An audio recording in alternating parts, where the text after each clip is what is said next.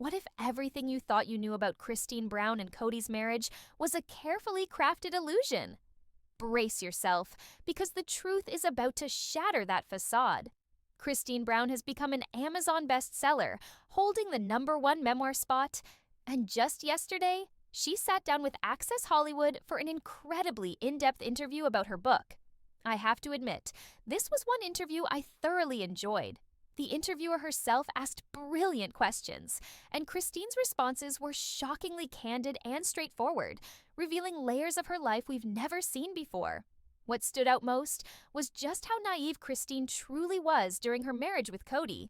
Naive about his manipulation, naive about handling someone with narcissistic tendencies, and completely unaware of the financial entanglements at play. During the interview, a major bombshell was dropped about what's coming up this next season, set to premiere in just a couple of weeks. The trailer teases Kody possibly bringing in a new wife and launching what Christine described as his fake apology tour. Now, if you've read Christine's memoir, you already know that much of what Kody and Robyn do on the show revolves around reputation management. It's not about truth. It's about damage control. Kody is desperately trying to reshape his image, doing everything possible to appear like the perfect father and leader, while behind the scenes, his motives are anything but pure. Christine revealed that Kody's sudden demand for family loyalty wasn't about love or unity. It began when family members started speaking negatively about him, especially after Christine left. Before that, the show's narrative was carefully scripted. Kody's the best. We adore him. He's our king, our leader. We love him. There was never any open unrest, no public criticism of Kody being a deadbeat dad or neglecting the children. Even when concerns surfaced in therapy, they were quickly swept under the rug to protect Kody's reputation. Christine painted a clear picture. The so-called cloak of charity was never about him being a true patriarch. It was purely about image control, Kody's desperate attempt to manipulate how the world perceives him. But here's where it gets even more unsettling. Christine revealed that Kody's apologies aren't genuine. They aren't about healing relationships. They're all about him, she stressed. And that left me wondering, when you live with someone like Kody, faking life for the cameras year after year, how do you even know what's real anymore? Christine's feelings on this were crystal clear. She's had overwhelmingly negative things to say about Kody's so-called apology tour. To her, it's empty words, nothing more. Take care of your kids, she urged. Reach out. Call them, spend time with them, build those relationships. Then we can talk about an apology. It's about actions, not words. Her heartbreak runs deep. Even though some of the kids have learned to accept Kody for who he is and moved on, Christine longs for a real change that never seems to come. My kids are heartbroken, she confessed. Even the ones who've accepted this reality. I wish that could be fixed. And here's where the stakes get even higher. In her epilogue, Christine revealed that Kody and Robyn completely severed ties with Mykelti, a heartbreaking move considering Mykelti once helped raise Robyn's kids. This isn't just family drama. This is a fractured empire crumbling from the inside. But this, Christine hinted ominously, is only the beginning of the truth about Kody's fake apologies. Christine's journey isn't just about escaping Kody, it's about unraveling a lifetime of indoctrination.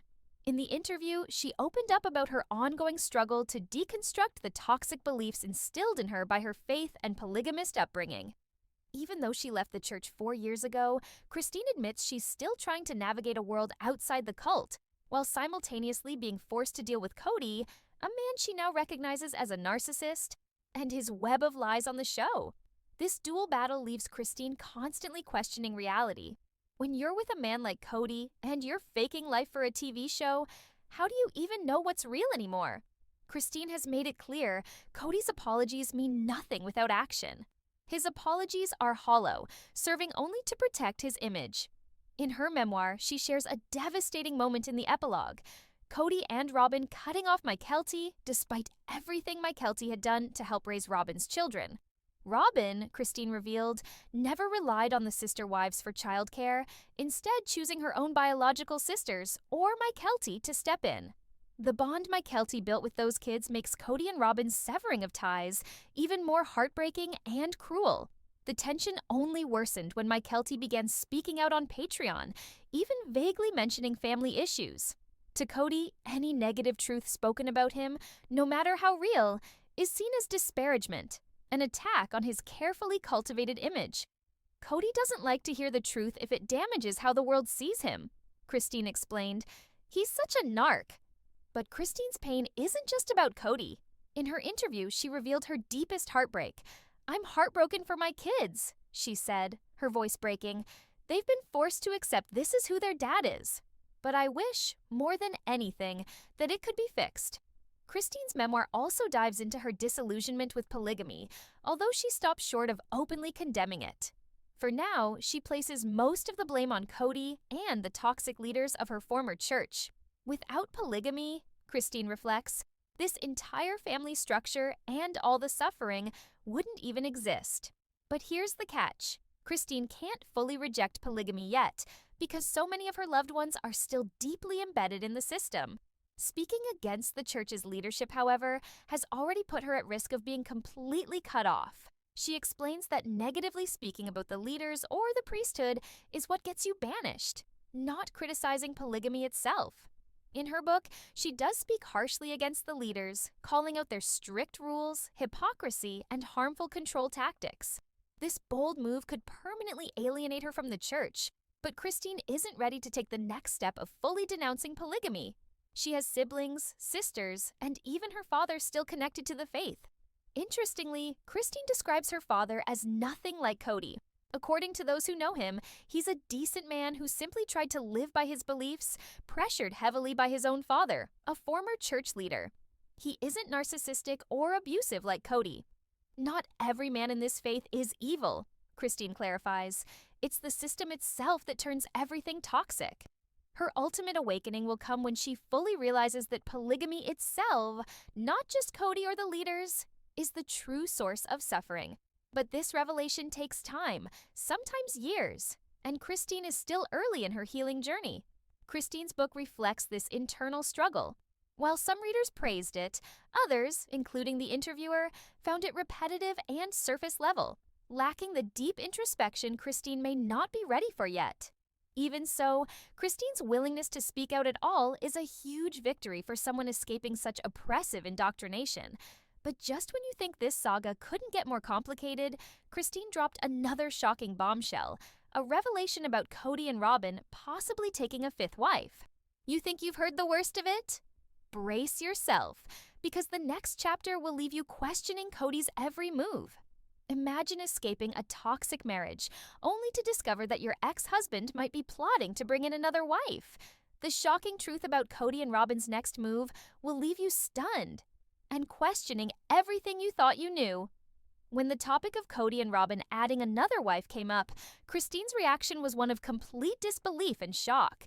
She didn't hold back, expressing her utter confusion. "I wish they'd just be happy in monogamy," Christine admitted. "I love monogamy, and I know Kody does too, so why even talk about bringing in another wife? I don't understand it at all." Even the interviewer was floored. She reminded Christine that Kody has publicly stated he prefers monogamy, so this sudden interest in a new wife didn't make sense. Christine agreed, emphasizing that Kody himself has said he loves monogamy, leaving her completely baffled by his actions. On past tell-alls, Kody has said things like, "I don't think it would be fair to bring in another wife because I'm in love with Robyn."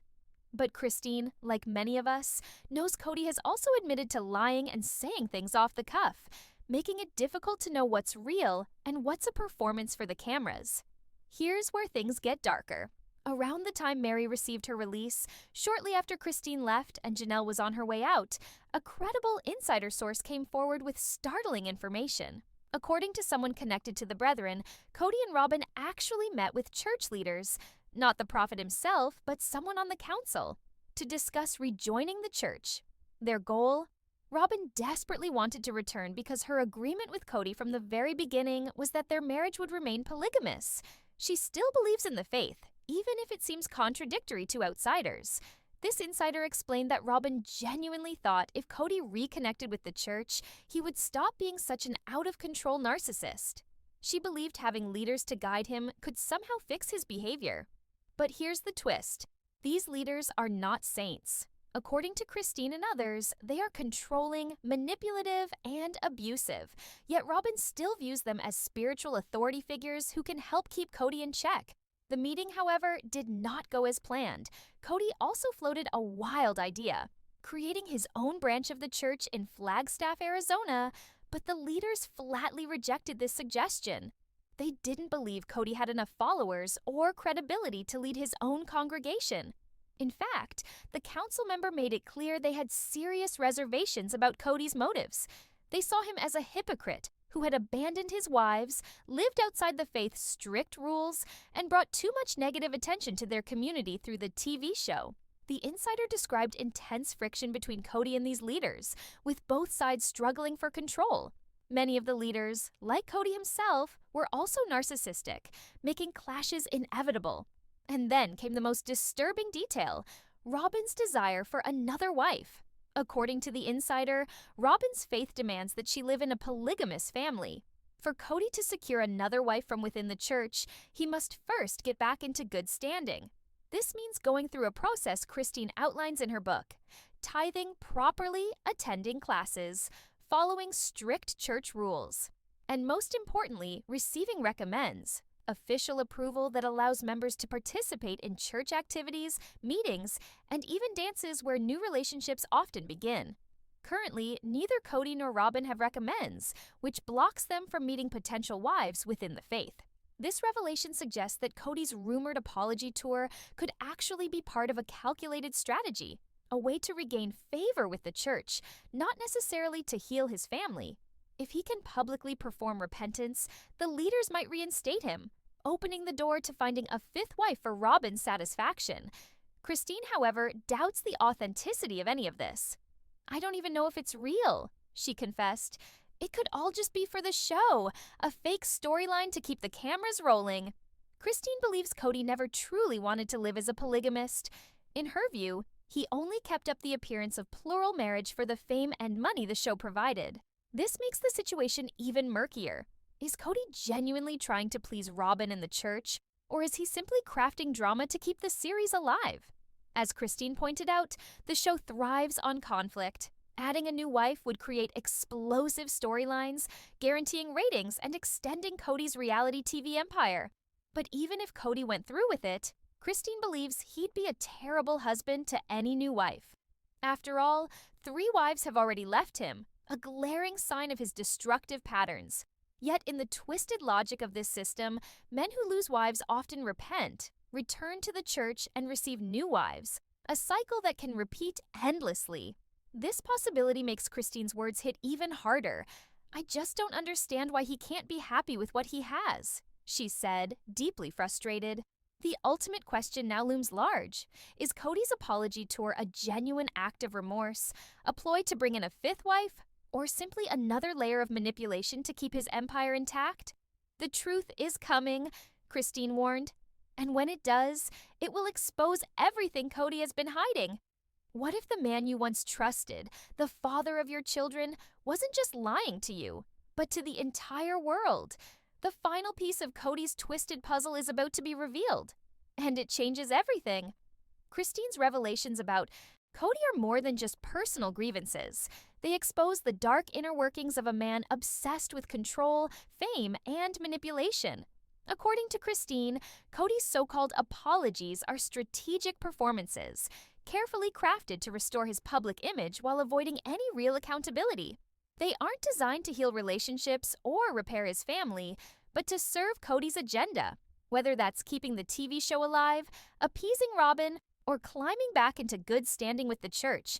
The possibility of adding a fifth wife adds another layer of chaos to this already broken family.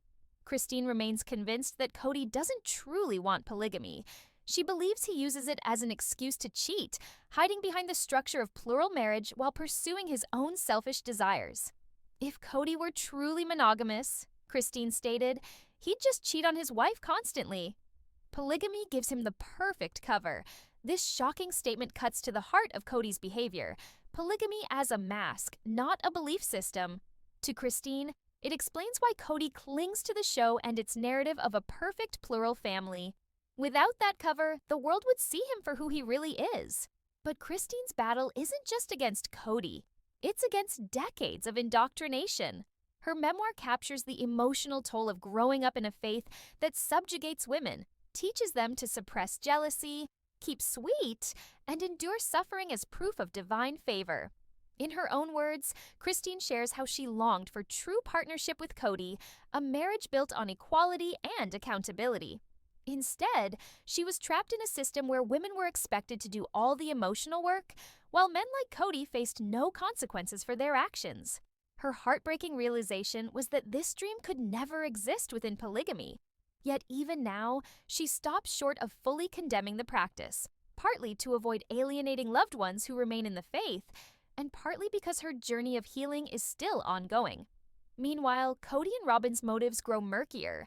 Is Robyn truly pushing for another wife out of religious conviction, or is she simply trying to secure her position within the family and the church? The apology tour, the fifth wife rumors, the fractured relationships with his children. It all paints a picture of a man desperate to rewrite the narrative, even as everything around him falls apart. Don't miss the next headline. Like, subscribe, and turn on that notification bell.